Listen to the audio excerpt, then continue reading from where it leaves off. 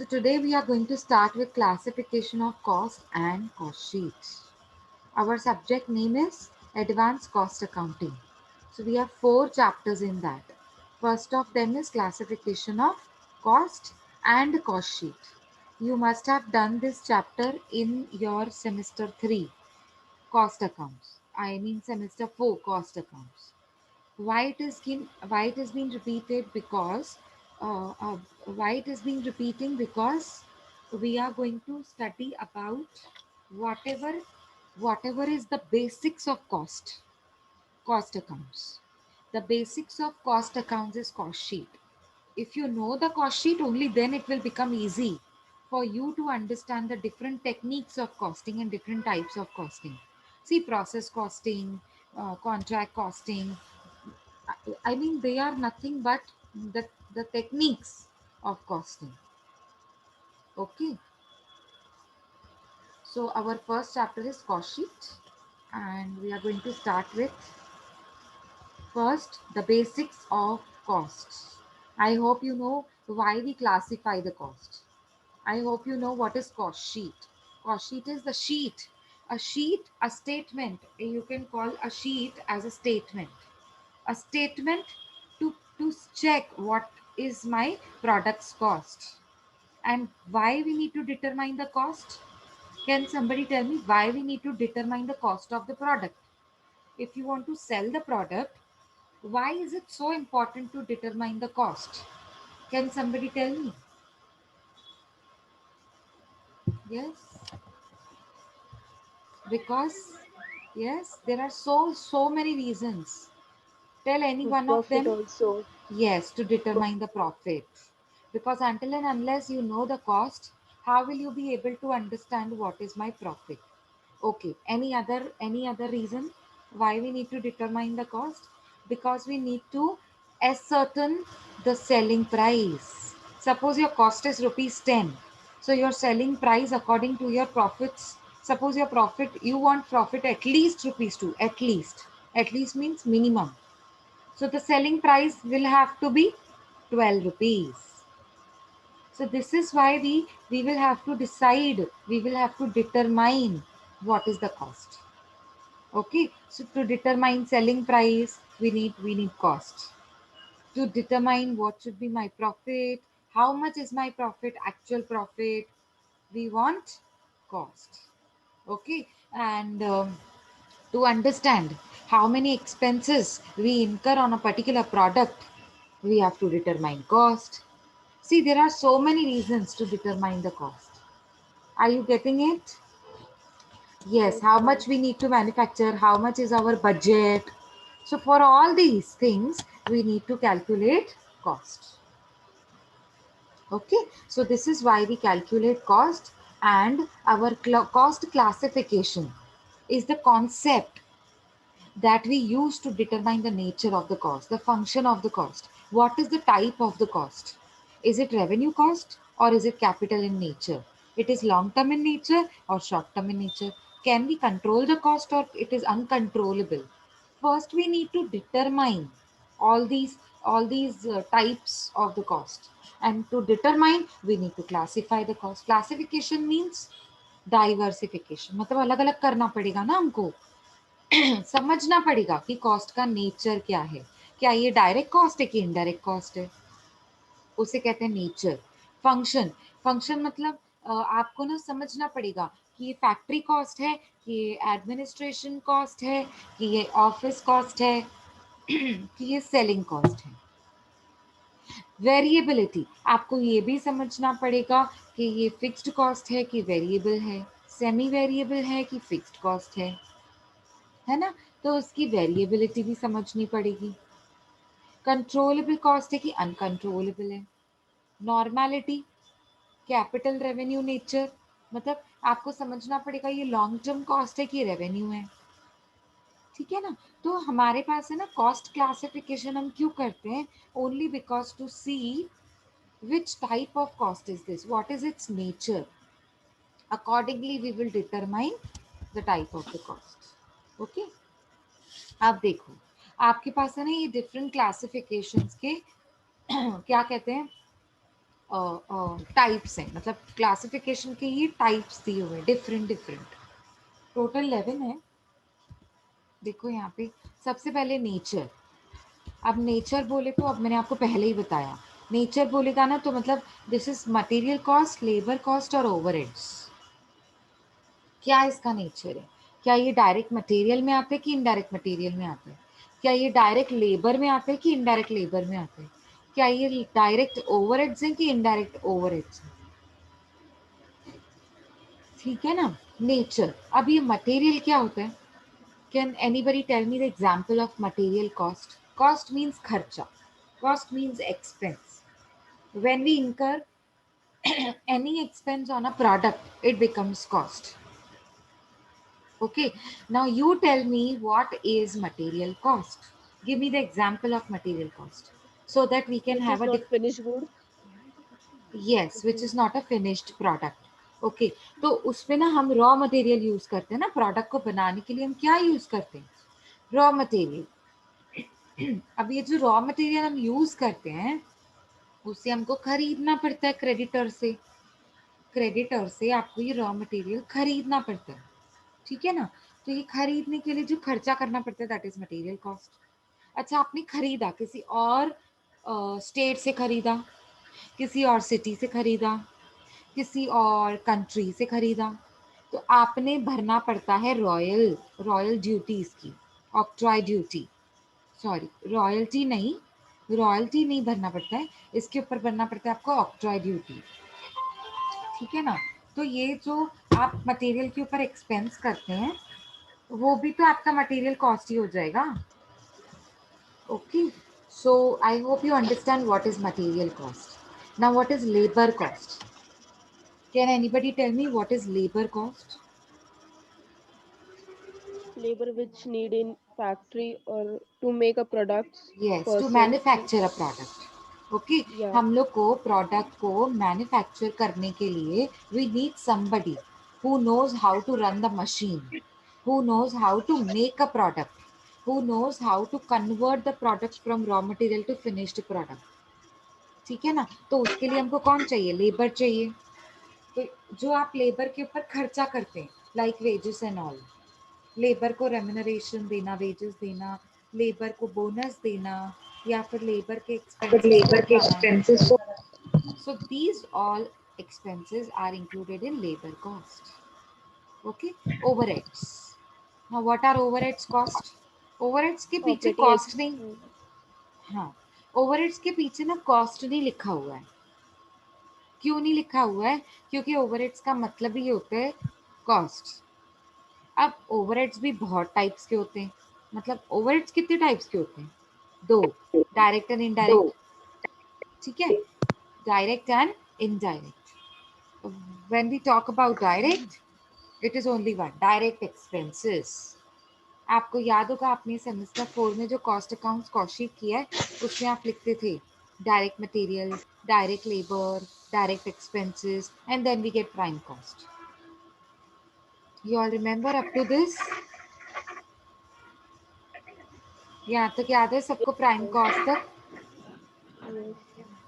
Yes बोलो, prime cost तक याद है सबको? यस और नो? बोलो, कम ऑन।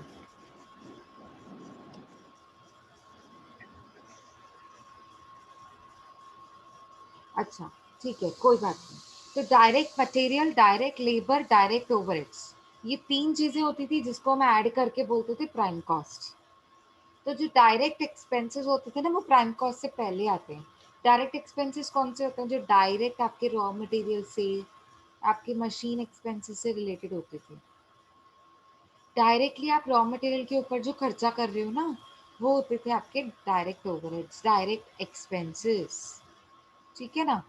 ये हो गए डायरेक्ट एक्सपेंसेस, डायरेक्ट ओवरहेड्स जिसे कहते हैं। तो इनडायरेक्ट कौन से होते हैं? इनडायरेक्ट एक्सपेंसेस को तीन पार्ट्स में डिवाइड किया गया है, factory overheads, office and administration overheads, selling and distribution overheads. Do you remember now? ये सब आप कॉस्ट शीट में लिखते थे तीनों expenses? Yes, ma'am. Yes, Yes, very good. ma'am. So the indirect overheads को भी डिवाइड किया गया है 3 पार्ट्स में. Factory, office and administration, selling and distribution. So these are my overheads. Which overheads? Extra, जो एक्स्ट्रा एक्सपेंसेस होते हैं जो रॉ मटेरियल पे नहीं होते हैं, जो आप डायरेक्ट खर्चा नहीं करते हो, इनडायरेक्टली खर्चा करते हो प्रोडक्ट के ऊपर. आप एडवर्टाइजमेंट, अब ये प्रोडक्ट बनाने से कुछ रिलेशन नहीं है प्रोडक्ट का, मतलब एक्सपेंसेस का प्रोडक्ट के ऊपर, बट हाँ प्रोडक्ट के ऊपर इनडायरेक्ट खर्चा तो है ना ये. जब तक आप एडवर्टाइजमेंट नहीं करवाओगे तब तक आपका प्रोडक्ट बिकेगा कैसे, लोगों को पता कैसे चलेगा, नोन कैसे होगा मार्केट में. ठीक है, तो इसे कहते हैं इनडायरेक्ट एक्सपेंसेस. ठीक है ना. अब आ जाओ फंक्शंस पे. मतलब हमने नेचर में कितने टाइप्स पढ़े? Material, labour, overheads. ओके, अब आ जाओ फंक्शंस.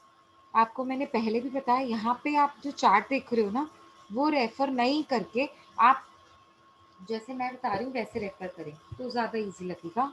फंक्शन को ना 3 पार्ट्स में डिवाइड किया गया. यहाँ पे टेक्स्ट बुक में इन्होंने 2 पार्ट्स में डिवाइड किया, but according to me it should be divided into 3 parts. पहला मैन्युफैक्चरिंग, दूसरा office and administration, and third one is selling and distribution. अब इन्होंने office and administration, selling and distribution को commercial cost करके बताया. Commercial. Manufacturing में production cost जिसको बोलते हैं, जब हम प्रोडक्ट को मैन्युफैक्चर कर रहे होते हैं उसका खर्चा. और कमर्शियल मतलब जब हम प्रोडक्ट तो बन गया, अब उसको बेचने का खर्चा. जब प्रोडक्ट बन जाता है ना तो उसको बेचने के लिए भी खर्चा करना पड़ता है. तो office and administration, selling and distribution, ये सारे खर्चे कौन से होते हैं? Commercial cost. अब एमसीक्यूज में ऐसा भी आ सकता है कि मैन्युफैक्चरिंग वेजेस ये कौन सा एक्सपेंस है? तो आप बोलोगे मैन्युफैक्चरिंग कॉस्ट. अच्छा, अगर मैं पूछूं एडवर्टाइजमेंट कौन सा एक्सपेंस है, तो आप बताएंगे सेलिंग एंड डिस्ट्रीब्यूशन. आपसे मैंने पूछ लिया कि ऑडिट एक्सपेंसेस कौन से, ऑडिट फीस, तो आप बताएंगे ऑफिस एंड एडमिनिस्ट्रेशन. बात समझ में आ रही है कैसे, मतलब ये तीनों कैसे हम लोग एग्जाम्पल से मैंने क्लियर किया कि हम लोग ये तीनों कैसे समझ सकते हैं. मैन्युफैक्चरिंग मतलब सारा कुछ factory expenses, manufacturing expenses production से related. Whereas office and administration, it would be related to office and administration, printing and stationery, postage and telegram, depreciation on office building, depreciation on office computers. ठीक है, office का जो director है उसको remuneration देना, bonus देना, etcetera. Employees को salary देना, ये सब किस में आता है? Administration expenses.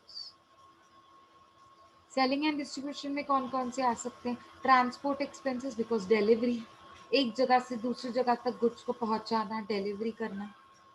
ठीक है, तो उसे कहते हैं transportation expenses, which is related to distribution. Yes, very good. Advertisement expenses, okay, that is also related to selling. So it is selling and distribution. Okay, या फिर ये भी कह सकते हैं कि डेप्रिसिएशन ऑन डिलीवरी वैन. देखो, अब है ना, आपको डेप्रिसिएशन जो अलग अलग होता है ना उनको भी डिवाइड करना पड़ेगा. सपोज मैंने बोल दिया depreciation on factory furniture. Factory का फर्नीचर है, उसका डेप्रिसिएशन कहाँ जाएगा? मैन्युफैक्चरिंग कॉस्ट वेरी में. Good, very good, manufacturing. अगर मैंने बोल दिया डेप्रिसिएशन ऑन ऑफिस बिल्डिंग, तो आप कहाँ डालोगे इसको? Office and office administration. And office office and and administration. Very good. Administration. और अगर मैंने कह दिया सेलिंग एंड डिस्ट्रीब्यूशन, सॉरी, अगर मैंने कह दिया depreciation on delivery van, selling and distribution. Distribution. Selling and very good, distribution. Very good. तो आपको है ना ये भी डिवाइड करना पड़ेगा, मतलब एक एक एक्सपेंस के बारे में सोचकर डिवाइड करना है कि कहाँ जाएगा. इसे कहते हैं फंक्शन. ठीक है ना, ये मतलब इसका फंक्शन क्या है, कैसे ये फंक्शन करता है, उस हिसाब से हमने इसको डिवाइड कर दिया. अब डायरेक्ट इनडायरेक्ट. डायरेक्ट इनडायरेक्ट का मतलब क्या होता है? अब मैं आपको एग्जाम्पल बताती हूँ. लेबर, सपोज हमने अगर लेबर को पकड़ लिया, मटेरियल में भी डायरेक्ट इनडायरेक्ट होता है, लेबर में भी डायरेक्ट इनडायरेक्ट होता है, ओवरहेड्स में भी डायरेक्ट इनडायरेक्ट होता है। ओवरहेड्स मैं बता चुकी हूँ आपको डायरेक्ट इनडायरेक्ट के बारे में। ओवरहेड्स में डायरेक्ट एक्सपेंसेस जो होते हैं वो तो सीधा सीधा डायरेक्ट जो आप मटेरियल के ऊपर खर्चा करते हो। जैसे एग्जांपल मैं दे दूँ, आपने शर्ट बनाने की फैक्ट्री है, टेक्सटाइल इंडस्ट्री है आपकी, टेक्सटाइल फैक्ट्री है, ठीक है। तो आप शर्ट्स बनाते हो, तो शर्ट्स के ऊपर बटन्स लगते हैं, शर्ट्स के ऊपर एम्ब्रॉयडरी होती है, ठीक है, शर्ट के ऊपर जो कलरिंग हो रही है, ये सब आपके डायरेक्ट एक्सपेंसेस हैं। अच्छा, तो इनडायरेक्ट एक्सपेंसेस क्या होते हैं? Factory expenses, office and administration expenses, selling and distribution. अब शर्ट को बेचना भी तो है, तो शर्ट की एडवर्टाइजमेंट करो। अच्छा, शर्ट्स कितनी बेची, कितना प्रॉफिट अर्न किया, उसका अकाउंट्स में मेंटेन करना पड़ेगा ना, तो उसको एक एम्प्लॉय रखना पड़ेगा, उसको सैलरी देनी पड़ेगी, ऑफिस एंड एडमिनिस्ट्रेशन। अच्छा, तो जो आपके क्या बोलते हैं, मैन्युफैक्चरिंग एक्सपेंसेस, मतलब जहां पर आपको ये शर्ट बना रहे हो आप, जिस फैक्ट्री में ये शर्ट बना रहे हो, उस फैक्ट्री के भी तो खर्चे होते हैं। Factory lighting, power, fuel, gas, electricity, क्या खर्चा नहीं होता है फैक्ट्री का? फैक्ट्री का रेंट भरना है, फैक्ट्री का इलेक्ट्रिसिटी बिल भरना है, तो ये सब आपके हो गए ना फैक्ट्री एक्सपेंसेस। मतलब जिसे आप कह रहे हो मैन्युफैक्चरिंग एक्सपेंसेस, तो ये हो गए सारे इनडायरेक्ट एक्सपेंसेस, है ना। तो ओवरहेड्स तो आप समझ गए, ओवरहेड्स भी कैसे डायरेक्ट और इनडायरेक्ट होते हैं। तो वैसे ही होता है लेबर में भी डायरेक्ट एंड इनडायरेक्ट। मैं एग्जांपल दे रही हूँ आपको समझाने के लिए। अब डायरेक्ट लेबर भी होता है, इनडायरेक्ट लेबर भी होता है, बिल्कुल होता है। अब ये लेबर को कैसे हम डिवाइड कर सकते हैं, डायरेक्ट एंड इनडायरेक्ट कैसे डिवाइड कर सकते हैं? कोई बताएगा एग्जांपल? डायरेक्ट जो लेबर फैक्ट्री में डायरेक्टली मैन्युफैक्चरिंग जो से मैन्युफैक्चर रिलेटेड डायरेक्टली होता है। करेगा। Very good.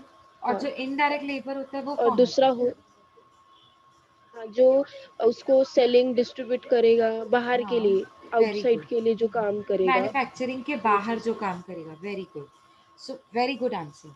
डायरेक्ट लेबर, देखो आपके बेसिक्स क्लियर है ना, इसके लिए आपको समझ आ रहे हैं, ठीक है ना। आपके बेसिक्स क्यों क्लियर है? क्योंकि आपने सेम 4 में ये already chapter number 1 cost classification किया हुआ है, ठीक है ना। तो इसलिए आपको क्लियर है ये। अब डायरेक्ट लेबर का मतलब होता है तो डायरेक्टली जो प्रोडक्ट मैन्युफैक्चरिंग करने में इन्वॉल्व है, मतलब जिसे आप लेबर कहते हो। अब ये बात तो समझ आ गई कि वो लेबर होता है, इसलिए हम उसको डायरेक्ट लेबर कहते हैं। कोई इनडायरेक्ट लेबर भी होता है क्या? हाँ जी, बिल्कुल होता है इनडायरेक्ट लेबर। अब आप देखो, जो अकाउंटेंट होता है, अकाउंटेंट होता है जिसे आप कहते हो कि सारा अकाउंट्स बना कर दो, ये प्रोडक्ट मैंने कितने में बेचा, कितना प्रॉफिट अर्न किया, कंपनी के कितने खर्चे हुए, एक्सेट्रा, असेट्स कितनी है, लाइबिलिटीज कितनी है, एक्सेट्रा। अभी अकाउंटेंट का काम होता है। अकाउंटेंट के लिए आपने एक एम्प्लॉय रख दिया, ही इज अकाउंटेंट। अब उसको आप सैलरी दे रहे हो, तो आप बोलो कि मैम यहाँ पे तो हम लेबर की बात कर रहे हैं, एम्प्लॉयज़ की थोड़ी बात कर रहे हैं। पर नहीं, हम एम्प्लॉयज़ की भी बात कर रहे हैं, क्योंकि देखो लेबर का मतलब ही क्या होता है? Somebody, when somebody is doing work from some for someone else, उसको लेबर बोलते हैं। लेबर का मतलब ही होता है, बस उसको एक प्रोफेशनल नाम दे दिया। अब हम भी तो कॉलेज के लिए काम कर रहे हैं, टीचर्स, तो हम भी तो लेबर ही हुए ना, बट हमको एक प्रोफेशनल नाम दे दिया, प्रोफेसर्स। डॉक्टर्स भी तो लेबर ही हैं, वो हॉस्पिटल्स के लिए काम करते हैं, ठीक है, हॉस्पिटल में विजिट करते हैं, पेशेंट्स को ट्रीट करते हैं हॉस्पिटल के नाम पे। वो उनका खुद का हॉस्पिटल नहीं होता है, हॉस्पिटल में आकर वो अब पेशेंट्स को ट्रीट करते हैं, तो वो भी तो लेबर ही हैं, बट उनको नाम दिया गया डॉक्टर्स। सिमिलरली, जब जब फैक्ट्री से बाहर यानी कि ऑफिस में कोई एम्प्लॉय काम कर रहा है, कोई डायरेक्टर काम कर रहा है, ओके, कोई कोई मैनेजर है, सबकी पोस्ट अलग अलग होती है, सबकी पोस्ट का नाम अलग अलग होता है, लेकिन है तो सारे लेबरर्स ना, घर का काम थोड़ी ना कर रहे हैं, ये कर रहे हैं बिजनेस के लिए, जो कंपनी है उसके लिए काम कर रहे हैं, ठीक है ना। वैसे ही होता है सेल्स एजेंट, जो सेलिंग एंड डिस्ट्रीब्यूशन के लिए होता है ना, वो होता है सेल्स एजेंट। अब सेल्स एजेंट क्या काम करता है? कुछ प्रोडक्ट जो मैन्युफैक्चर हो चुके हैं उसे बेचने का काम, ठीक है ना। उसे जगह जगह पहुंचाने का काम कि कहाँ पर इसके कस्टमर्स हैं, वहां पर मैंने ये गुड्स को पहुंचाना। Is it clear everybody? So that is indirect and direct. Next is variability. अब आपको तो पता ही है ये वेरिएबिलिटी क्या होती है। 3 पार्ट्स में इसको डिवाइड किया। See, fixed cost, variable cost, semi variable. Fixed cost कौन सी होते हैं? Irrespective of your production, whether your production increases, whether your production decreases, your expenses will be fixed, उसे कहते हैं फिक्स्ड कॉस्ट। एग्जाम्पल, आप फैक्ट्री की रेंट भरते हो, सपोज मैनेजर को सैलरी भरते हो, आप फैक्ट्री की बिल्डिंग का इंश्योरेंस भरते हो, तो ये सारे एक्सपेंसेस आप प्रोडक्शन बढ़ाओ चाहे प्रोडक्शन कम करो, आपको उतना ही भरना पड़ेगा। प्रोडक्शन से रिलेटेड नहीं है वो, ठीक है ना। जो प्रोडक्शन से रिलेटेड नहीं होते एक्सपेंसेस उसे कहते हैं फिक्स्ड कॉस्ट, और जो प्रोडक्शन से रिलेटेड होते हैं उसे कहते हैं वेरिएबल कॉस्ट। अब आपने प्रोडक्शन बढ़ाई तो भी आपको उतनी ही रेंट भरनी है, अगर आपने प्रोडक्शन कम कर दी तो भी फैक्ट्री रेंट तो उतनी ही होगी ना। वो प्रोडक्शन पे डिपेंड नहीं करेगी, वो तो पहले से ही डिसाइडेड है अपने फैक्ट्री की रेंट कितनी भरनी है, ठीक है ना। हाँ, लेकिन अगर आपने प्रोडक्शन बढ़ाया तो इलेक्ट्रिसिटी का खर्चा भी बढ़ेगा, मशीन ज़्यादा यूज़ करना पड़ेगा तो मशीन का रिपेयरिंग खर्चा भी बढ़ेगा, पावर ज़्यादा यूज़ होगा, समझ रहे हैं आप। तो ये क्या, हाँ ये हो सकता है variable. I hope you are understanding the difference between the two. तो वेरिएबल खर्चा क्या होता है? जितना आप प्रोडक्शन बढ़ाएंगे खर्चा बढ़ेगा, जितना प्रोडक्शन कम करेंगे खर्चा कम हो जाएगा अपने आप, उसे कहते हैं वेरिएबल कॉस्ट। मैंने एग्जांपल दिया आपको इलेक्ट्रिसिटी बिल का, ठीक है, जैसे मैंने एग्जांपल दिया पावर का, ठीक है। अच्छा, रिपेयरिंग का। नेक्स्ट सेमी वेरिएबल पे आ जाइए। अब सबसे अच्छा एग्जांपल होता है सेमी वेरिएबल का टेलीफोन एक्सपेंस, सबसे अच्छा।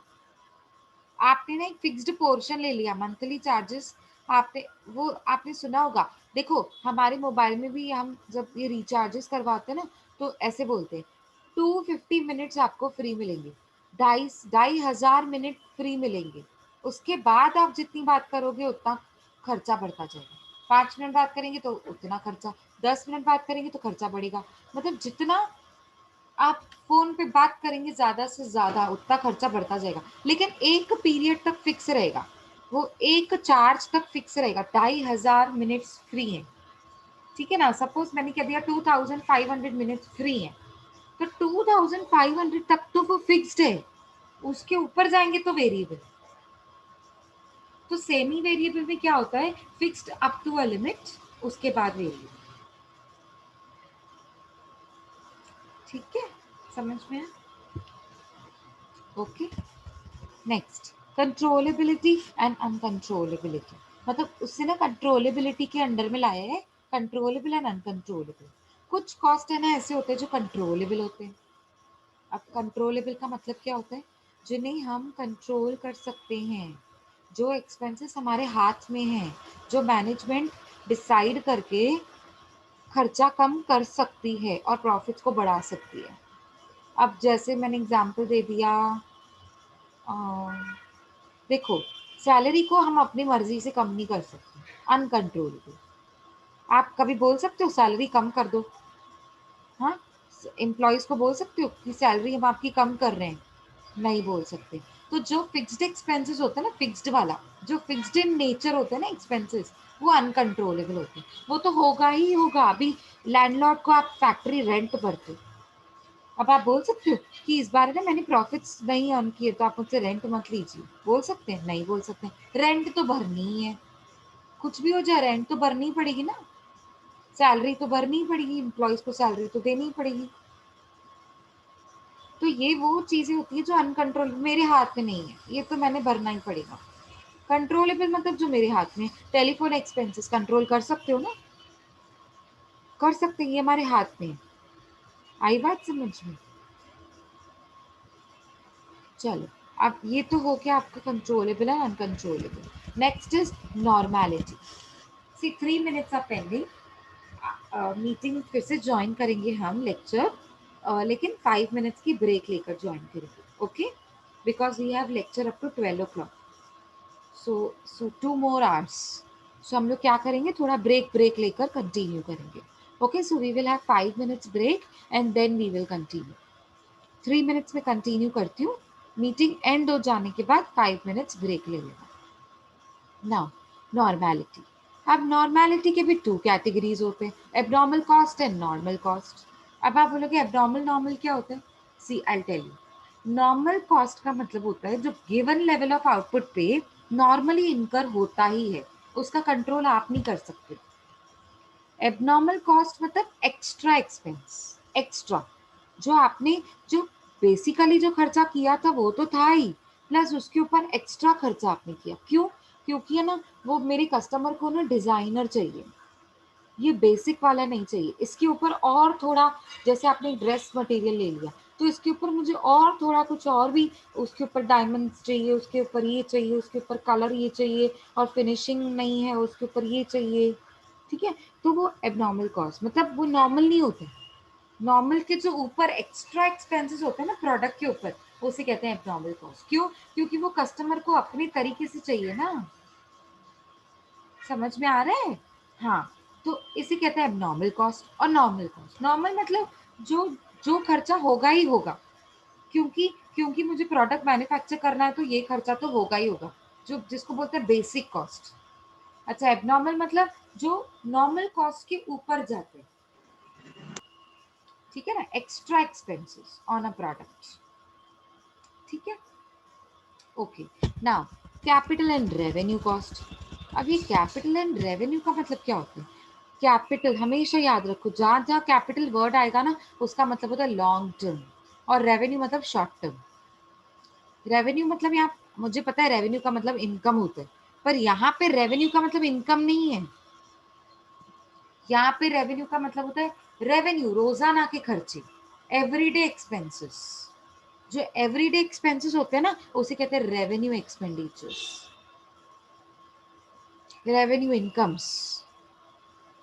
जो जो आए दिन मुझे इनकम मिल रही है, जो एवरी डे मैं एक्सपेंस कर रही हूँ, मतलब जैसे हर महीने मुझे वेजेस पे करनी है, रेवेन्यू एक्सपेंडिचर. अब कैपिटल एक्सपेंडिचर क्या होता है? आपने एक बार कंप्यूटर्स खरीद लिए कंपनी के लिए, 40 कंप्यूटर्स खरीद लिए, 40, तो आप बार बार खरीदेंगे उसे, नेक्स्ट मंथ बेचेंगे नहीं. बार बार थोड़ी कोई खरीदेगा फर्नीचर, कंप्यूटर्स. हाँ, तो इसे कहते हैं कैपिटल एक्सपेंडिचर.